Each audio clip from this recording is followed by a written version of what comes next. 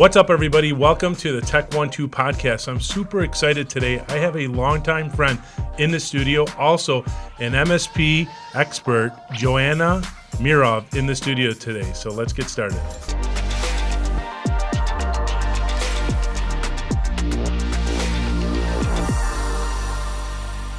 All right, perfect. Thank you so much for joining us today, Joanna. I have in the studio today, well, first off, I can't believe it's season 3, episode 1, and it's an honor to have you in the studio. We've been trying to get this done for quite some time, and I'm so glad to have you in the studio.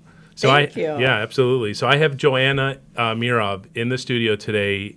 She is the M&A Senior Advisor at Intiva, a former CEO of a Chicago-based MSP, which I know very well, and a mother of 3 daughters. You are also an investor, an expert in IT managed services and digital transformation, and a leader empowering MSP CEOs worldwide for their overall success. So great to have you in the studio. Thank you, John. I'm thrilled to be here because we used to be competitors and now we're friends and we get to work and collaborate together. Yeah, I mean, even as competitors, Right. we talk about it. I mean, we can play nice in the sandbox. That's right. Right? Right. What did we hear at the last conference we were just at? It's co-opetition. Yep, co-opetition. That's very important. Actually, Yeah. that's something I want to talk about a little bit today, Right. especially with, just being in this space that's so closely connected in the MSP space, but how it relates to many other industries as well. So great to have you in here. So knowing you for a number of years now, I'd love to just start off so the audience can understand a little bit about your background and history. How did you get into technology? Well, after my first real job out of school, I went to work for a healthcare company.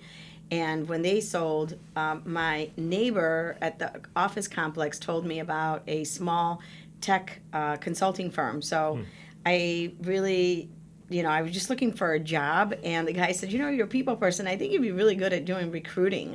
And I thought, well, that sounds fun because it's like matchmaking people. And so I took a job as an IT recruiter for this small consulting company, and ultimately I left and started MXO Tech. But so I never really had any tech experience, but I interviewed technical people. So by interviewing them and asking them questions and having them respond, I learned a lot about them, and I learned about the technology space, which I fell in love with.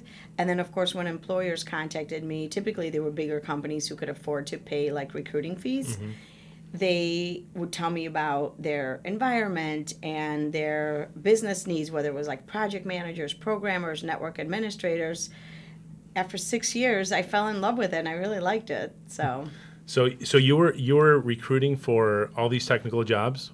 No Yep. technical background, though? None. So what I figured out, because I really didn't want to get fired from this job, so I came up with this little strategy where I would read the job description, I would pick out keywords, and then I would look for those keywords in the resume. And this is like computers had just really like become popular, right? So people were hiring. It was like in the 2000 era, .com, .bomb. Wow. And so we didn't have ChatGPT back then, but we had Google, and so I would look up what do those words all mean, right? And what kind of interview questions I should ask, and I just kind of went from there, and eventually I learned a bit about it. So how did that though lead into an MSP? Okay, so at one point my boss acquired a small like break and fix company. It was an ex-employee he had. She tried to run this business. She got into a lot of debt, so he basically bought her debt, and he bought got a couple employees and some customers. And he asked me, he said, "Could you run this? You think you could do something with it?" I said, "Yeah, sure. Let me give it a try." So, when I had some downtime from recruiting, because actually, I think in the at that point we went through a bad economy where people weren't spending money on recruiting, and it was a perfect time. He said, "Hey, why don't you fill up your time and try to grow this thing?" And I did, and that's when I really started enjoying managing a couple people, getting customers, sending them out to the client site, having them fix their computer. People started calling me. I was like dispatch. I was the manager. I was everything. And then when I started MXO, I thought, this is what I wanted to do. I was a lot more passionate about that than recruiting, because I knew that I could hire more people, grow a culture, and then ultimately I learned about IT managed services, because the break and fix was difficult. Yeah. People call you, right? Yeah. You come out, they're really happy that you're able to come out and fix the problem, and then the problem reoccurs, and now they don't want to pay you again because they're like, hey, we paid you the first time. All that was happening. So I thought, well, there's got to be a way to solve that. And a friend of mine told me about IT managed services. And then it kind of expanded from there. So be much more proactive and preventative. Right, exactly. And that was what everyone was saying. That was our sales pitch back then. I think it probably still is to this day. But back then, you went to prospects and you would say, oh, so your current IT guy is very reactive. Well, let me show you and tell you about this proactive business model. Yeah. I mean, so you were early adopters of it, as we were as well. I mean, just looking at the MSP space. But how did you, so you went from recruiting, you started an MSP, you had a few people, you were doing break fix. How did you grow it? Because, as you're very well known in our industry as well. I mean, you're very influential, and I love how you get involved with many of the other MSP CEOs. But how did you grow it from that to a point where you exited as well? So the other passion of mine was sales and marketing. I loved sales, and then eventually I learned about marketing through joining Robin Robbins, Technology Marketing Toolkit. And I started, so a few things, right? It's never like one thing. So it was creating a sales process, creating a sales playbook, putting together a marketing plan, doing a lot of outbound marketing, putting all that together, which allowed me to acquire a lot more customers than just waiting for them to come in or just waiting on referrals, right? I actually became strategic about it. We started implementing SEO, pay-per-click. We did campaigns. We did referral campaigns. We did mailers. We did postcards. I mean, you name it, we were doing it. I had like 5 different marketing strategies going at the same time. I did a book launch where a bunch of CEOs and I wrote a chapter in a book, and we put it all together. We did a book launch. We did webinars, seminars. I started doing client events. And people just got to know our brand, our name, similar to you. Like you care a lot about your company, your culture. And that's when we started grow, we started implementing EOS and core values, a vision, mission.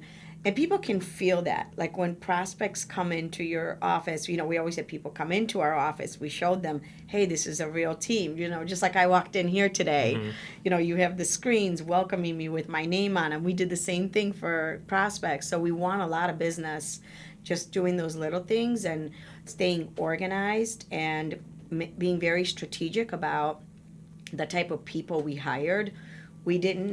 At first, we hired like a jack of all trades, master of none, right? Because that's what you do when you're starting out. Hey, can you, what's the lowest salary I can pay you and the highest return I can get? Those are the kind of the 2 goals. And then later, you start to build out processes, SOPs, and then suddenly you need someone to do onboarding, and you need a project manager. You need, this type of engineer, cloud engineer. So it was a combination of everything from building out sales and marketing to your operations, which is really important because it's one thing to attract clients, but it's another thing to maintain clients. 100%. Right? So I have this saying here that I say best known beats best. So best known beats best because you mentioned sales and marketing. That's an area that many industries, not just ours, because oftentimes in our industry, in the MSP space, it's usually some technical engineer who said, you know what, I want to start a business and I have this technical background. And we know that those people are probably not the right people to really grow and scale that organization. They're very good technically, but they don't have the business mindset. But sales and marketing is oftentimes something that I see in our space that is oftentimes overlooked. We try to put so much emphasis on it. I know you've spoken about it quite a bit. Sales and marketing, you can have the best product, but if nobody knows about you, that's right. That's, so I think that was a huge differentiator for you, especially as you grew, as we've done as well. It's really just market and promote and be omni-channel. I think it's extremely important. Absolutely. And apply for those awards. At a presentation I recently did for Channel Pro, I had all these awards that I got. It wasn't, some of them I was nominated and some of them we applied for, right? Because you want to be known in the industry and in the community. You want your brand out there. And you make an interesting point, John, because oftentimes when I talk to like smaller CEOs, or as Robin calls them, techs with helpers, people, they tell me they're like embarrassed about doing certain marketing and putting their name out there, or they're Why is that? Because sometimes they say, well, we're not ready. What if we get a bigger client and we can't handle it, right? Well, what am I going to say? I don't even know what to say. I can't even write a LinkedIn post. Like, what if people laugh at me? What are they, they have all this trash running around in their heads. And I actually did in the beginning too. I thought some of the marketing we were doing is a little cheesy, but you know what? You got to get past that. You got to put your name out there. And then the advice I would give to people who aren't as comfortable with doing marketing, don't look at it necessarily as marketing. Look at it as a way of educating people about what you love to do and what you can do for them. So all of our marketing we did was very educational. That's so important. That's a great way to put it, because there shouldn't be intimidated by sales and marketing, even though just get comfortable with being uncomfortable. If you're uncomfortable with doing that sales or marketing, you got to press in 100% on that, because those are areas of opportunity for the business. Absolutely. Not just as you shouldn't retract on those types of things. No. And we see that all the time. And it isn't just for our industry. I think this applies to so many different industries. And even just the thoughts and thought leadership that you've done in our space, I've seen it more in our space, although it's much closer to me.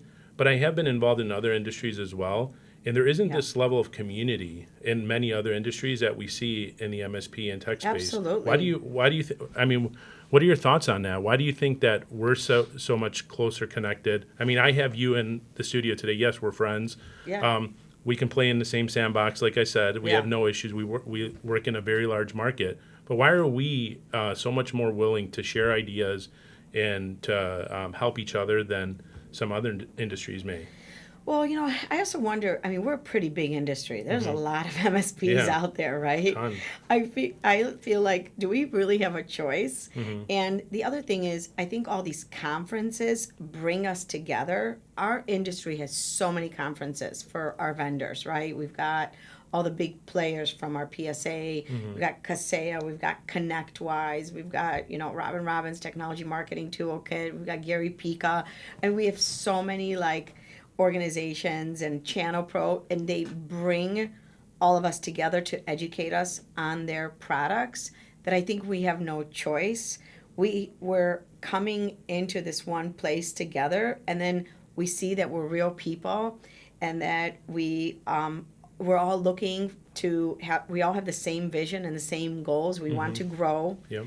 We want to be happy. We want to provide job opportunities. We want to share ideas, from one another. Oftentimes, I've also networked with many MSPs, and we've exchanged leads, because not everyone can provide the service. The IT is getting more sophisticated now, right? Yeah. So some people aren't able to provide the digital transformation services, or cloud, or cybersecurity.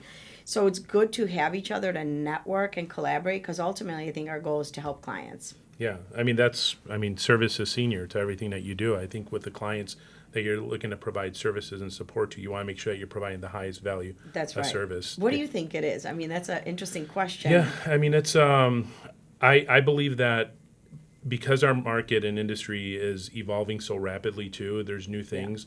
I think people are more willing to learn from each other.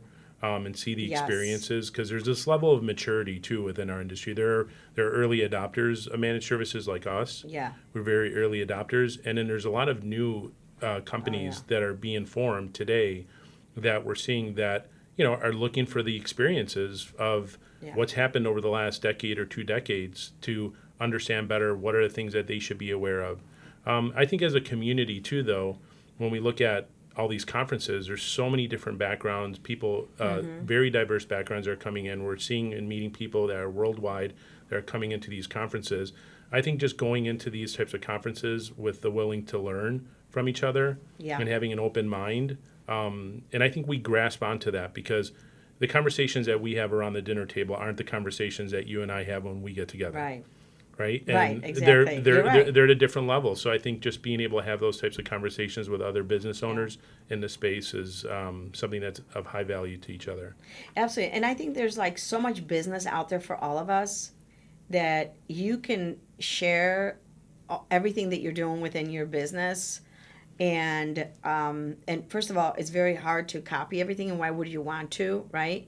But there's so much business out there, so many opportunities that you very rarely even run into one another. Yeah. I mean, we don't, just being in the Chicagoland market too, but we're selling an intangible product, a service. We're Right. really focused on the client experience, and That's that should right. be our superpower. So I think we're willing to learn from each other. Yeah, absolutely. And and help each other, right? Help each other. I love the helping. I mean, you mentioned it earlier. What did we say? Co-opetition? Yeah, that's right. Co-opetition. I mean, what does that mean to you? I mean, we've talked about how do we network more? How do we look at different opportunities together? I'm sure you've done that with other organizations across the nation. Well, I think it's so before I got into this industry, I thought competitors, you have to keep everything close to your chest and you can't share all your secrets. But the reality is that it's very helpful to understand and know what is the co-opetition doing in the industry, right? What are the challenges? And maybe even pair up with somebody like you who's been in business for a long time who could help to mentor you. And there's, like I said, there's just so much business available for all of us that it really isn't competition. For me, I met Steve Banke, who was one of the owners of 3 Points. Oh. And they were a long time also early adopter of IT managed services here in Chicago. And I met him through like the small business community. And he was super helpful to me. And we saw each other at events, and I actually came over to their office. Like yours was like very inspirational of what, how maybe like who I can be when I grow up. And we got to know each other over time. And even though he was probably more of a mentor to me than I was to him, ultimately he introduced me to Entiva after he was acquired. And then Entiva acquired me, which was great because they were looking to acquire more solid MSPs, right? So because I was able to grow and I was mature enough to be acquired, as a result of help from many people, including him, I became one of the companies that they acquired. So it kind of came back full circle and a benefit to him and his company, right? Wow. Did you always, when you were operating the business, did you have that as an exit strategy that you wanted to get out of that space? Well, you're still in the space, but to sell the MSP? It was like on the back of my mind that may happen one day. I never really operated my business knowing that. I was really passionate about MXO, and I loved running my business. Like I was telling you when I came in, like you're so proud of it. It's your baby. You watch it from like infancy to, you have 10 employees, 20, then suddenly you're adding a new office space. You have more beautiful monitors, different tools that you have. New furniture, new people, suddenly a management team. It's exciting. So I never went into the office like, oh, I can't wait to grow this and sell it one day. I think it just got to this point ultimately after, maybe 16 years where I was being approached and I was asking myself where I am in my journey. And I love this space. I want to stay in it. But I thought maybe this is time for me. It was just the right time, the right partner, for Entiva. And I love that actually two of my competitors, Brian also from Higher Ground, sold his company to Entiva. Two competitors went there. Everybody had a good experience, and I thought maybe the timing is just right for me. So yeah, I mean, some may think that, yes, you're in the office today. Oh my God, you have someone else in this industry or someone else that's in our space, potentially competition. But I think this even reiterates the point even more that it isn't competition, it's No. co-opetition. It's about, how can we cooperate? And yes, in theory, yes, you're competition, but there's so much opportunity, So much opportunity. so much opportunity out there. To grow from one another, to learn from each other, to help each There's other. more value there. Absolutely. And even the people that I've mentored, they've helped me so much. I get ideas from them. Because, when someone tells you about a problem, you most likely either have had or will have that problem. Oh, yeah. Right? So, yeah, it's been really great just working. I think I learned that from joining Technology Marketing Toolkit, Robin's community, because I came in the room for the first time and everyone was a competitor. The difference was that it was nationwide, so from different states, although I did have people from Chicago. And at first I was a little worried about it because I had never experienced that Yeah. before. Like you said, in other industries, that doesn't really happen. Yeah, it does not. No. So at first it was a little awkward maybe or confusing. But ultimately it was great because we shared a lot of our best practices and then ultimately everyone comes up with their own way that works for them. Yep. But it's a culmination of a bunch of different ideas and strategies that you got from, your own experience and then your competitors. Yeah. Look, you can explain ideas to people. It's all about the execution. That's right. It's all about getting the job done. I think, just partnering and cooperating with other organizations, even competition, it just makes our products better. I mean, we learn more. Yes. We can innovate more. We can take care of our clients better. We can help grow our businesses. Any experiences that you face in the past, I may have faced it. I may be facing it. So it's all about that. I love the collaboration in our industry. Absolutely. So as you were growing the business, and I know you didn't have this this plan specifically that this was going to happen, but how is your background, especially from recruiting to operating and running the business, prepared you for life after running your MSP too? So I know you're obviously have a very important role today with the company that you're with, but how did those experiences get you set up for where you are today? Well, really my role as a M&A advisor is to talk to other MSP CEOs about their exit strategy. And I think being in their seat and understanding where they're at, and that's exactly where I was, right? It's not like I'm a banker, an investor. Some outsider. Right. Like I am one of them. I understand their pain points. I understand their goals. I've been where they are, right? So our conversations, I find that people tell me at least that they feel very comfortable talking to me, and there's like this, mutual understanding of knowing the situation. And so for me, I think it's helped me quite a bit that I grew my business from like a seed to almost an $8 million company. And even when people that's amazing. Yeah. And even when people aren't ready to sell their business, I find myself being super passionate about helping them to explain my journey and giving them some ideas and concepts about what maybe they can do. Like, let's say someone's at a $3 million, like they're at $3 million in revenue, right? And they're like, well, I don't really want to sell until I get to at least 5 million and $1 million in EBITDA or something like that, right? So we end up talking about how do you get from 3 million to 5 million? Because, each phase is a little different, right? To get from 0 to 1 million takes a lot of effort. There's tons of breakpoints. And then from 1 million to 3 million is like a whole nother journey. And then to get from 3 million to 5 and so on, there's different breaking points, and there's different things that you have to do to get to that point. Different employees you have to hire. The people that got you from 1 million to 3 might not get you from 3 to 10. So.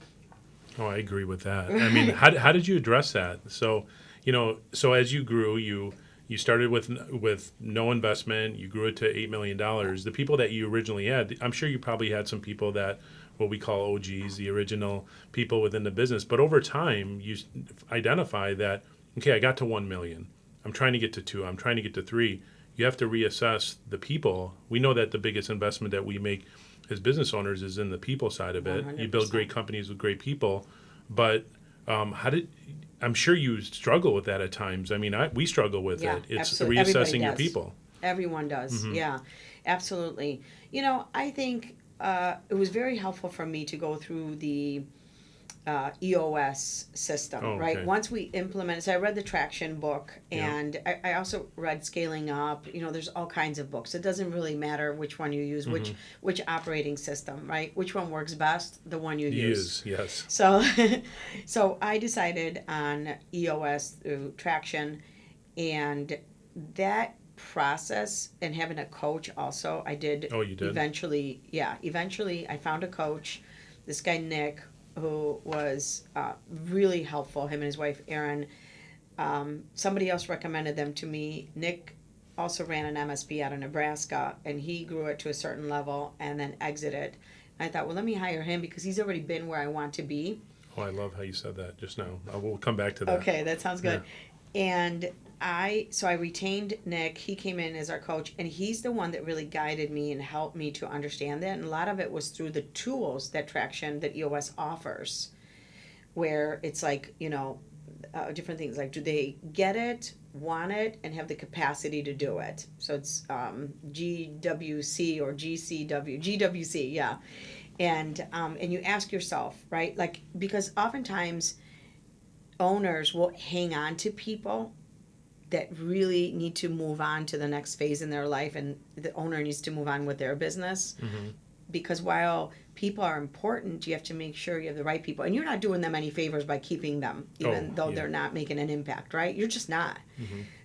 There's so many jobs out there, you don't have to worry about it. You could, people, if it's no longer a fit, they can go out and get a job somewhere else. But anyway, the point is that for me, I realized through that process that you need a certain skill set to get you to the level that you want to be at. And just because those people were able to get you to from point A to point B doesn't mean that they're going to be able to get you to that next step. So you could do 2 things. One, you can move them to a different seat. You don't have to terminate them. That doesn't mean that they have to leave your company. That could mean that they're just going to be at a different place. Yeah, different role. A different role, right? But ultimately, you have to do what's best for the company.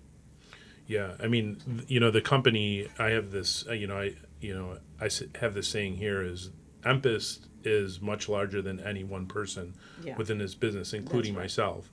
So we always have to take care of the ship. We have to take care of EMPIST and make sure that we're doing things that can take care of EMPIST as a whole, not just individually, and our clients as well. You mentioned the surround yourself by people that have done it before. Yes. I think, just reflecting on just our conversation right now, you being in the position of the role that you're in and speaking with other MSPs that potentially are looking to for an exit strategy, they probably look up to you because they're like, oh, she's done it before. And I think that's very helpful to them, because if you're part of those conversations and it's like, look, I'm at $1 million, I'm trying to get to 2, I'm trying to get to 3, and you're having those conversations, I think it's so important to be in the room with the people that have done it before. So, absolutely. And really anything that you do. So whether it's your accountant or whether, have you managed a business in accounting for an organization my size? If you haven't done it, I don't want to learn with you necessarily. I want to find the people that have already done it. Yeah, absolutely. And one thing I reflect on is that I wish I would have talked to more people like Nick who've been there and done that, right? Or maybe who've sold their companies, and what was that process like? And that's what I try to tell the people that I talk to today that are interested in exiting someday. Look, you don't have to exit with me today or anything like that, but let me help you through that process, because ultimately I want to build a relationship with them. And I want them to feel comfortable with me and Antiva in general, because we don't want to just buy any company. We're like not desperate, right? Yeah. Antiva's a growing company that's profitable, that's doing well. So we ultimately want to find the right type of MSPs that we could acquire, and by me building that relationship and helping them grow, because we want to acquire growing companies, stable companies, strong financially, right? And so it's to my benefit to help those companies get there. Yeah. Well, it sounds like, I know you love what you're doing as well. My position. I'm building a generational business. That's, yes. That's great. Yeah, so that's ideally from my perspective. I'm looking to build a generational business, and if my kids are involved in the business in the future, we were joking about it earlier when we were walking around, or my employees' kids are part of it. I just want to have generational impact there too. So that's amazing. Yeah. See, everybody has a different journey. Yeah. That's why I told you, leadership team, watch out, guys. The clock is ticking. John's boys are growing up. Before we know it, they'll have the corner office. And, that's right. We'll be reporting to them, all of us. And that would be a dream come true, I'm sure, for you. Oh, it would be. Right? I'd be very proud. I'm not looking to force them into the industry. Yeah. I want them to be able to experience and do different things, And it would be great to have the boys part of the business, but there's no obligation or requirement. Right. I would just love that. But just speaking of family too, you have 3 girls? Yes, 3 girls. 3 girls. Did you at any point, as they were growing up too, were you, if you had not exited, were you considering to possibly have them part of the business? 100%. I always said, if I had boys, I might have even pushed that harder and waited longer just to see. But first of all, I started having kids late in the game, and so I've got a bit of time to figure that out. I would be running my business till retirement by the time they're ready, but I knew early on my girls didn't want that path for themselves. Like Hannah, my oldest, she's going to school to be a psychologist. She wants to get her doctorate. She loves the human mind, and that's what she really wants to do, right? And she's my oldest. That was like, if she said, I want to be an IT mom like you, I would have definitely held on, but no way. And then the other one's only 12, so. Yeah. We were talking about this last week when we were together as well.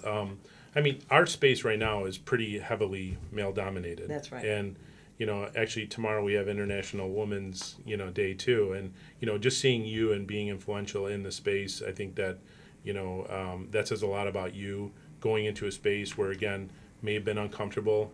You probably found yourself in situations where it was uncomfortable at times, but you being able to push through and do the amazing things that you've done in the industry, I need to congratulate you on, because I think it's truly amazing. And we don't see it as much in our industry, and there may be other industries as well, but just like I think good diversification, diverse workforce, having other business owners like yourself in our space has only made our space much better.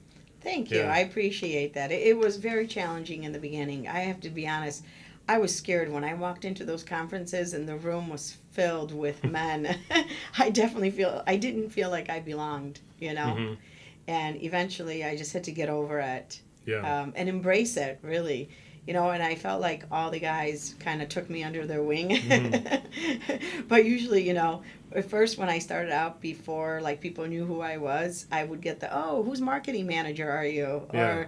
Or, does your husband own the business? I did get that quite a bit in the beginning. Yeah. And after a while, everybody kind of got past that. Yeah. Well, you built your own brand. You built a name for That's yourself right. in the industry. I think that regardless, male, female, whatever, Right. it's, That's right. you were, everybody's more than capable of accomplishing the things that they desire. They just got to put in the work. You put in the work to get it done. It doesn't matter, what gender you are. And for me, I decided one day, Karen and I, my marketing manager, we sat down one day and we talked about what is our differentiator. And I decided that day that I was going to own being a woman in tech and really embrace that. And I started marketing to other women owned, led, or operated businesses. Interesting. And I said to myself, you know what? Someone told me once, how do you compete with all the goldfish in the pond? You don't. You create your own pond. And I was like, you know what? I'm going to create my own pond. And I started just marketing, building a list of women who are in charge, who make decisions, who can hire the outsourced IT company. So I did everything from even sending out letters with my photo on it, with all the women that work in my office, like a big picture on the top. I put them in pink envelopes, like hot pink, Oh, like my nails. yeah. And I bought this stamp that says woman owned. We hand stamped every envelope. And then I wrote them a letter, being a woman in the tech. I admire you as a leader. I'm in the same space. Let's work together. Yeah. And so actually that resonated with a lot of people. And by the time I sold to Antiva, I think like 60% of my clients were women businesses. That's amazing. That's amazing. I mean, that's a great marketing. I mean, would you say marketing is more important than the sales or the other way around? Like, Ooh, that's I know such a it's a tough tough one. question because they're both so important. But for me, I think the marketing became more important because I wanted to have people coming to me. I don't know why, but mentally I prepared myself I didn't want to be the one going out always and soliciting for business. I wanted to educate the community about IT, and I wanted clients or prospects to come to us because they found value in what we were offering, what we were educating them on. And then also, I think, maybe I do know the answer. The reason why I wanted to do more outbound marketing, and that was important to me, is because it attracted people to come to me, and I didn't have to work as hard at that sale than I would have if I just was soliciting them. By this point, when my marketing resonated with people in some way, and by the time they came to me, the sale became much easier because we already had something in common and almost like knew each other, right? Yeah. Where and not only the sale became easier, but I was able to retain those clients long term because I believe that you're not just aligned from a culture and core values perspective with employees, you have to get your clients on board too. And when you can get your clients and your employees on board, you really create a strong community that's very impactful and long term.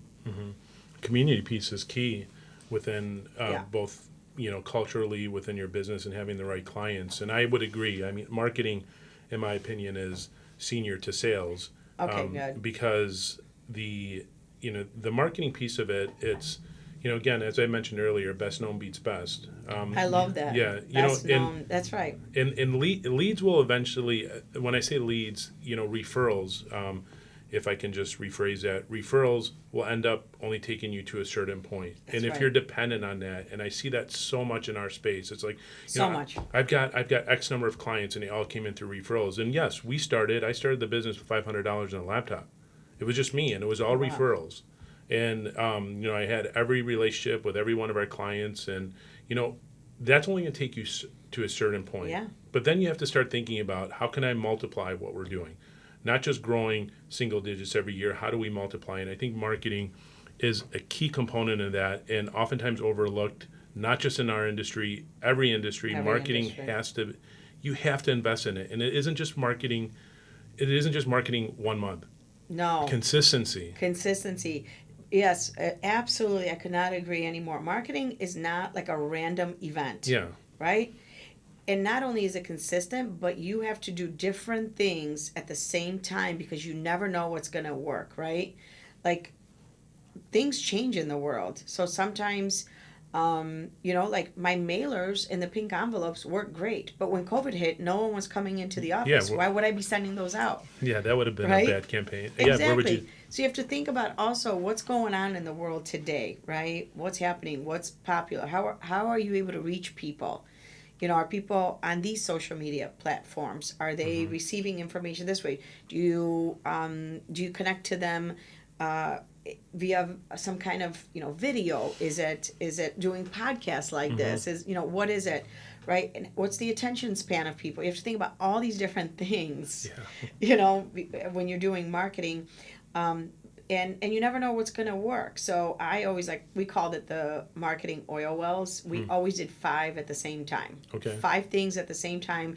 Every quarter we put together a plan of what's going to happen in the next quarter. Okay. So it could be, the 5 things could be like the mailing campaign. It could be an event, like let's say a cybersecurity seminar that we're inviting people to. It could be SEO, which was always going. Yeah. Could be a referral campaign, and then maybe a postcard that's going out. Yeah. Something like that, or maybe a social media campaign. But all 5 things are going for an entire quarter. You also need to give things a little time. 100%. You know what I find sometimes? I'll give people advice, and they tried it once, and they sent it out to 10 people. People don't realize the key to this is you have to build a list, and you have to keep at it, you know? It's not going to happen overnight, and you have to have a sizable audience. Yeah. You have to nurture that list. You have to grow it. That's right. And you not be discouraged when you don't get the result immediately, because that's like, I tried that. It didn't work. Well, how did you break it down a little bit? Well, I tried it for a week. I tried it for a month. But, again, it's all about timing in sales and marketing and sales. And we look at sales, we really look at it as a good thing. Sales is servicing somebody. Like, you can only service a customer after you sell them. So oftentimes, sometimes in even our industry or many other industries, it's like sales. Oh, you're the sales guy. No, I'm here to provide value, because I can only service you after I sell you. So if I'm truly committed and fully confident in our service delivery, I need to sell you. So, but it's staying consistent with it, staying omnipresent, omni-channel on it, and not giving up too early, because then at the end of the day, if you give up too early, then you don't see the fruits of your labor, and it doesn't come to fruition for you. Absolutely. And when you're building your list, build a list of prospects that you can take on, right? That you can handle. So don't send your marketing out to companies that have 300 more users if you can't support them, right? I learned very early on, don't take on work that you cannot do, because your reputation is on the line, and the minute you screw up, right, everybody knows about it. So I agree with you. You're not just selling someone to get the business, right? That's your brand. I mean, how many years have you been in business? 20 years now? 24. 24 years. Yeah. You're not going to jeopardize a brand that you've worked 24 years to build just to take on some business. It's not about paying the rent anymore. It's about finding the right client. The right partnership, because we're building a community together, and you take a lot of pride in the work you do for those clients and how you're supporting them. And but at the same time, when you're starting out and when you're smaller, that's my recommendation would be the first thing you do from a marketing standpoint to get people are like, how do you get started, right? And my answer is build a list. Put together a list, even if it's your Dream 100 list. Call it like your Dream 100 list. We learned something like that a long time ago. Top 100 clients. Top 100 prospects that you want to do business with. You can go on LinkedIn, you can go on Zoom Info, you can there's many go through your network. I mean, you name it, right? And just keep marketing over and over to those same people, and keep growing that list and nurturing that list. Make sure it's not stale, And eventually, when the time is right and that client has a need for whatever reason, whether they're, maybe outgrown their existing IT company, or they outgrown their cousin who has been moonlighting for them, when they see your name, your face over and over, and your brand, they will call you, because that's who they know. It's so much about the timing. It's you just nailed it right on the head there. So we have I have a 15-year-old. He's gonna be driving soon. We're in the market now for a car. So if you asked me 3 months ago what were the cars that on the expressway as I'm driving, I wouldn't be paying attention. Now I'm in the market for a car, and you're looking at every car around there. You're like, oh, this car, oh, this could be a good one. This could be a good one. It's the same thing. When someone's in the market, you have to be there, because if you're not there, and if when someone's in the market for a new MSP, a new solution provider, whatever that is, whatever problem they're trying to solve, if you're not there visible to them, then you're going to miss out. 100%, and they want to do it now. Yeah, they're ready. now. When they're ready, they're ready. Yeah. Yeah, it's a felt need. They're like, I have a need now. I didn't have a need when you originally contacted me, but staying consistent. And they want to be comfortable. They also don't want to just go with anyone, right? That's why it's important to have a known brand, and have that consistency. People want to feel comfortable. They want to know that when they call EMPIST, that they're going to get qualified people. Mm-hmm. They're going to have a company that has processes in place, that has the right security, or Intiva. They're able to trust that brand. That's what they want to know. So that's why I talked earlier about educational marketing, because you got to educate them. It's not just putting your name and your logo and your face out there. It's educating them. Why should they do business with you? Yeah.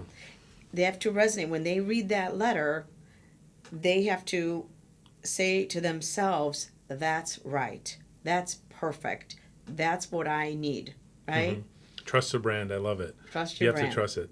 EMPIST is derived from the Greek word trust. Oh, so it does mean perfect. trust, yes.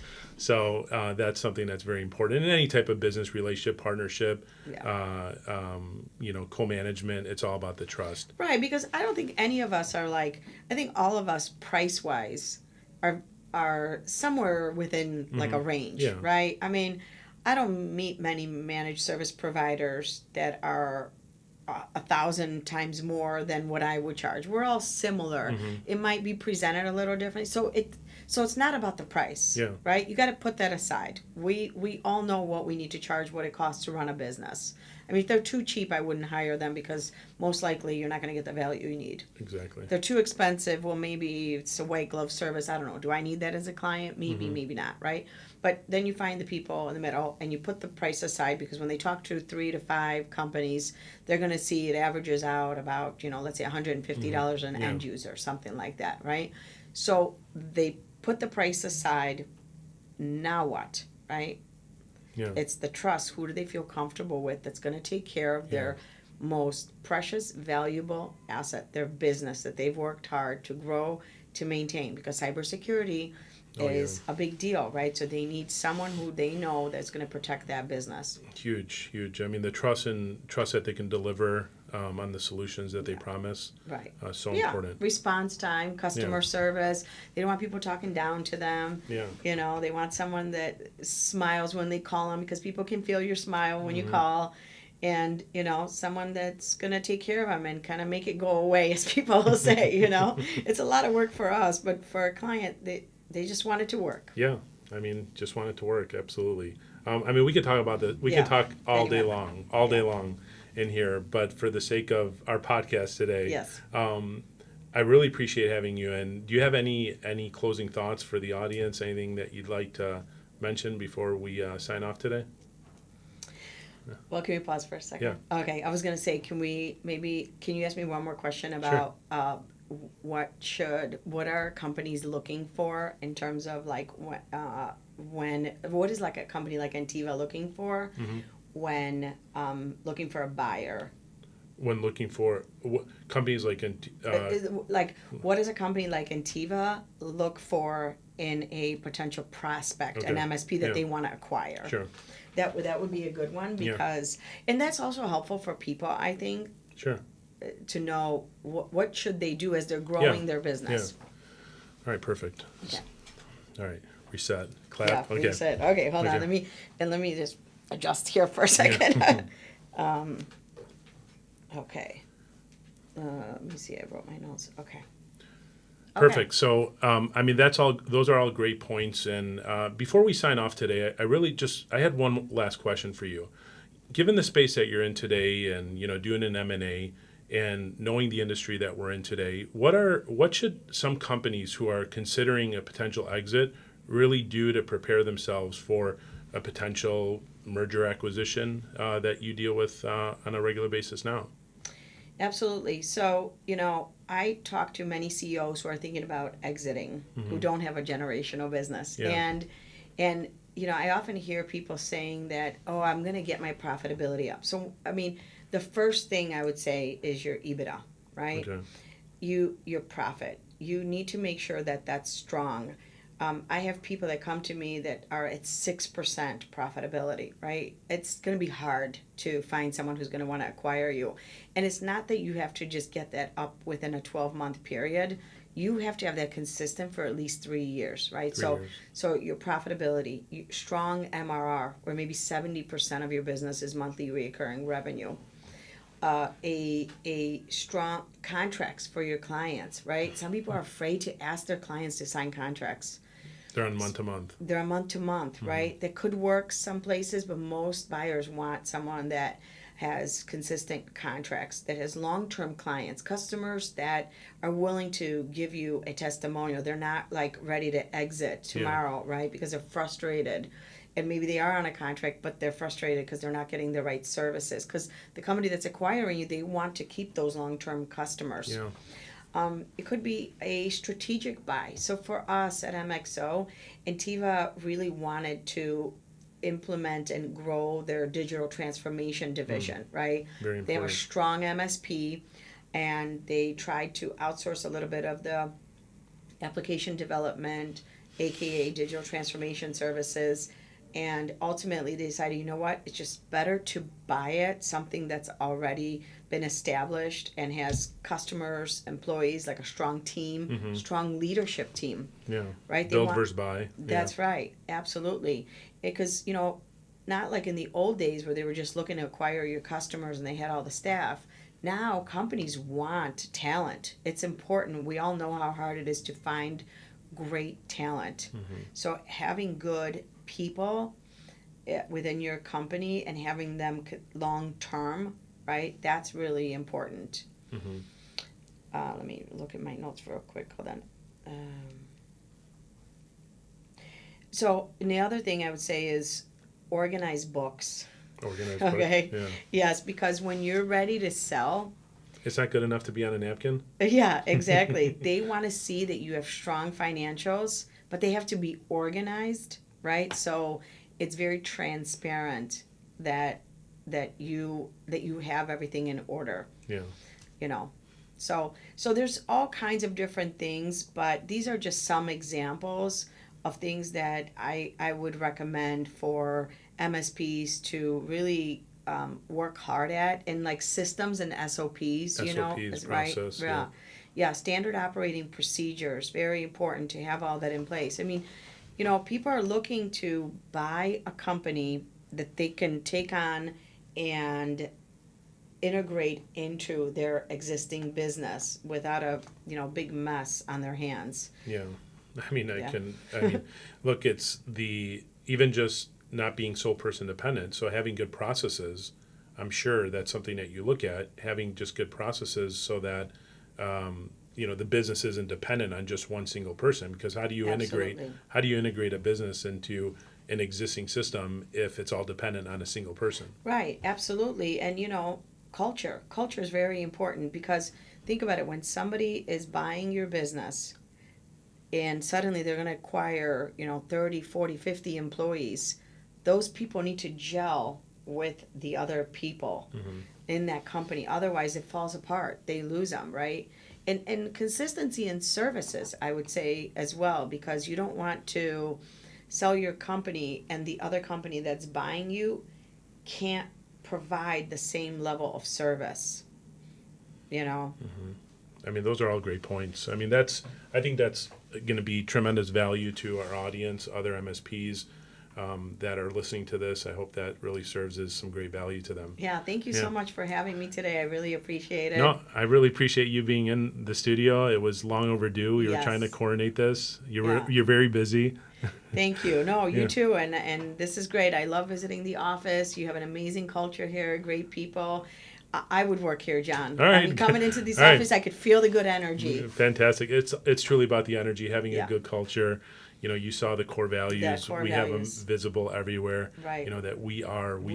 I like that. It's so important to, when someone's reading the core values, to really put themselves into place and understand and instill those core values. And you know what? It weeds out the people who aren't aligned with those core values too. So that's why it's great having them, because then you know what you stand for, right? Yeah. And you attract the people that want to stand for the same things. Yeah. How do you build a great team if people are rowing in different directions and are not aligned? When people join the team here, they're not looking for, we have the game room, we have, beer Fridays or thirsty Thursdays and things that we do, but that's not. Those are fine. Right. That's That's good. extra. That's extra, but it's really coming to work Yeah. every day, not dreading waking No. up or snoozing your alarm clock, and coming into the office with this energy, starting off with a win, starting off the day positively with a team that is there for you, that's driving Yeah. in the same direction and rowing in the same direction. I think that's truly where culture is. Really important. Yeah. And being challenged, Yeah. right? Having challenging work.